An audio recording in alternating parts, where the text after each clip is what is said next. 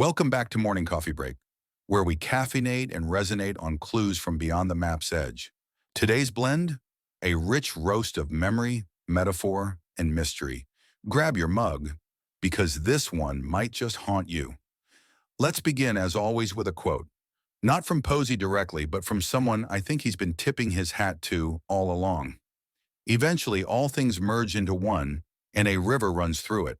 The river was cut by the world's great flood and runs over rocks from the basement of time. I am haunted by waters. Norman MacLean, a river runs through it. But those words, those haunting, flowing, timeless words, were made eternal by Robert Redford in his 1992 film adaptation. And suddenly everything clicks. Let's talk about Red. The red Volkswagen Bug on the lawyer's desk in the Netflix series.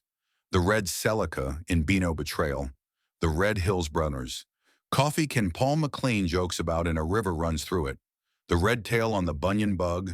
The fly Paul ties to tempt the trout. The red tail lights from the 42 clue on the truck. Even Robert Redford himself. Could all of the car references in the book be pointing us to Ford, another make and model? Robert Redford, red is everywhere. But this isn't just a color, it's a signal, a breadcrumb, a metronome clicking us forward. Redford is synonymous with Montana, conservation, and storytelling rooted in nature. His character in Jeremiah Johnson lived in Red Lodge, Montana. Red Lodge, Montana is a real town. So is Ford, Montana, just north of Red Rock, another red, just east of Bannock referenced in the book. Now I'm literally seeing red everywhere. There's even a Redford, Texas if you want to go wild. But this doesn't feel geographic. It feels symbolic. Still, the Blackfoot River, Missoula, and Helena might be places to explore.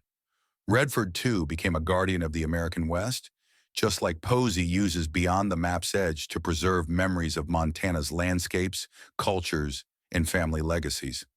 Let's zoom in on a name that keeps coming up in whispers and reflections. Robert Redford.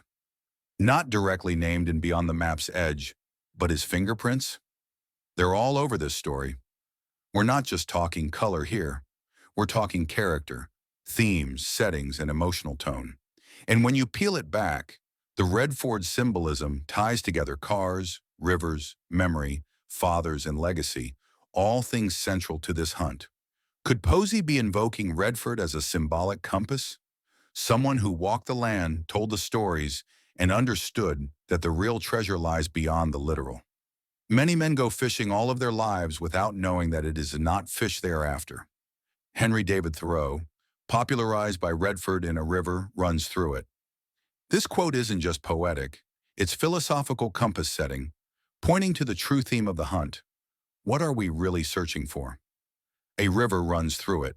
From Paul MacLean's Bunyan bug with its signature red tail to that old Hills Brothers coffee can full of worms. Red cans, red cars, and red clues keep surfacing.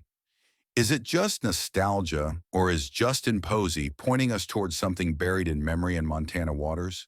And of course, eventually all things merge into one, and a river runs through it.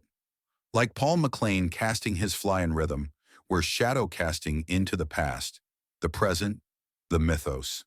And each red clue might just be the flash of the fly on the water. So what does it mean when Posey drops red cars and fly fishing metaphors into his clues? Could the trail to the treasure follow a river? Maybe even the Blackfoot itself? In A River Runs Through It, Norman says his father taught them that fly fishing was an art performed on a 4-count rhythm, like a metronome. Left, right, left, pause. And that's what we're doing in this hunt, casting ideas left and right, looking for the pause, the moment of stillness that tells us, you've hooked something real. As Posey once said, he organizes his fridge by logic, expiration, and preference. But that's not how you organize food. It's how you organize a puzzle. And maybe that's what we're doing here. Not organizing clues by category, but by meaning, by feeling, by how they land when cast upon the waters of our own experience. So I'll leave you with this. Eventually all things merge into one, and a river runs through it. I am haunted by waters. Maybe the river is the path. Maybe the red is the marker. And maybe, just maybe, the treasure is not fish, but something deeper. Thanks for sipping through this one with me. Keep casting, and remember, the river remembers you too. So if you're stuck, zoom out. Imagine Redford behind the camera saying to you, this isn't about the cast or the catch. It's about the flow, the pause, the grace of being in motion. Red isn't just a color. Ford isn't just a car. Put them together, and maybe, just maybe, they lead us beyond the map's edge and right into the river.